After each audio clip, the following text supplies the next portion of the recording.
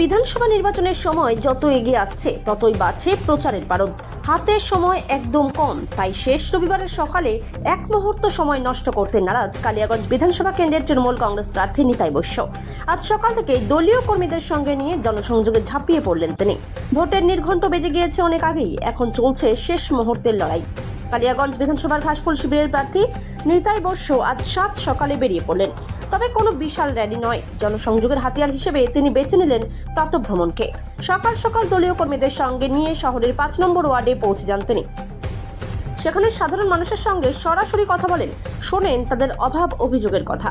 প্রাতঃভ্রমণরত নাগরিকদের সঙ্গে হাত মিলিয়ে কুশল বিনিময় করতে দেখা যায় তাকে। শহরের প্রচার সেরে প্রার্থী সোজা চলে যান গ্রামীণ এলাকায়। ধনকৈল অঞ্চলে ধনকৈল এলাকায় এদিন দীর্ঘক্ষণ প্রচার চালান তিনি। গ্রামের বয়োজ্যেষ্ঠদের আশীর্বাদ নেওয়া থেকে শুরু করে যুবকদের সঙ্গে খোশ গল্প সব মিলিয়ে এদিন এক চনমনে মেজাজে ধরা দিলেন তৃণমূল প্রার্থী। কর্মীদের উচ্ছ্বাস ছিল চোখে পড়ার মতো। কালিয়াগঞ্জ থেকে অনুপ জয়সওয়ালের রিপোর্ট, বিগ নিউজ বাংলা। দেখা যাচ্ছে সকালবেলা সকলের সাথে জনসংযোগ করছে, কি বলবেন? দেখুন, আমি আমার দীর্ঘদিনের অভ্যাস, আমি সকালবেলা মর্নিং ওয়াকে বেরোই এবং শুধু ভোট বলে নয়, আমি মর্নিং ওয়াকে বেরোলে চলতি মানুষের সাথে দীর্ঘদিন থেকে এইভাবেই সুসম্পর্ক থাকে। তো আজকে যেহেতু নির্বাচনী প্রচারের আমরা শেষ লগ্নে এসে পৌঁছেছি, তাই আমার ধনকুল গ্রাম, ধনকুল পঞ্চায়েত এরিয়া, তার আশেপাশের মানুষজন এই রাস্তাতেই বেরিয়েছে এবং মানুষের সাথে যোগাযোগ রাখার চেষ্টা করছি বরাবরই। রবিবার ছিল প্রচার, শেষ প্রচার, এই প্রচারে সকাল সকাল বেরোচ্ছে, মানুষের কাছে কি সারা পাচ্ছে, তারা কি বলছে? দেখুন, আমাদের কাছে রবিবার, শনিবার, মঙ্গলবার বলে আলাদা কিছু থাকে না।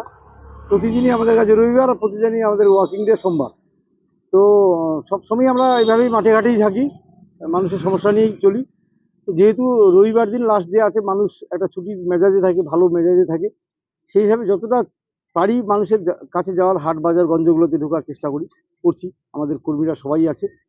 আর মানুষের কাছে রিপারকেশন যদি বলেন, মানুষ আজকের দিনে অন্তত বুঝাতে পেরেছি বা মানুষ বুঝতে পেরেছে যে পশ্চিমবাংলার সরকারটা চেঞ্জ হবে না, আবার মামাটি মানুষের সরকার থাকবে। এটা নিশ্চিতভাবে এরা আমাদের বিভিন্ন জায়গার মানুষ আজকে সেটা বুঝে গেছে।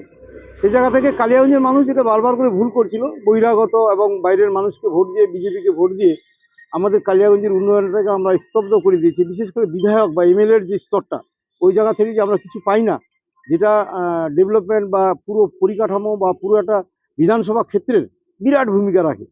তো আজকে কালিয়াগঞ্জের মানুষ, মামাটি মানুষ সরকারের পক্ষ থেকে যে বাড়ি বাড়ি সুবিধাটা পেয়েছে, এটা ভাবছে যে আমাদের এটা রাখতে হবে আগামী দিনে।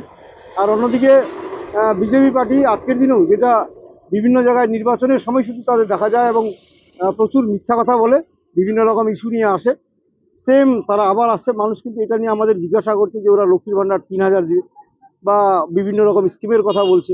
তো আপনারা ভাববেন, বিজেপির সরকার তো আরও বিভিন্ন জায়গায় আছে, স্টেট গভর্নমেন্ট আছে, সেখানে কী দিচ্ছে শুনে নেন ভালো করে। আর তারা তো দিতেই চেয়েছিল, এখানে 15 লক্ষ টাকা অ্যাকাউন্টে দিতে চেয়েছিল, পেয়েছেন কি? তো এই সার্বিকভাবে মানুষ একটা জায়গায় ধীরে ধীরে সিদ্ধান্ত নিচ্ছে যে না, এবার কালিয়াগঞ্জটা মামাটি মানুষের সরকারের সাথে থাকবে এবং নিতাই বৈশ্যর সাথে আশীর্বাদ রাখবে, এটা বুঝতে পারছি।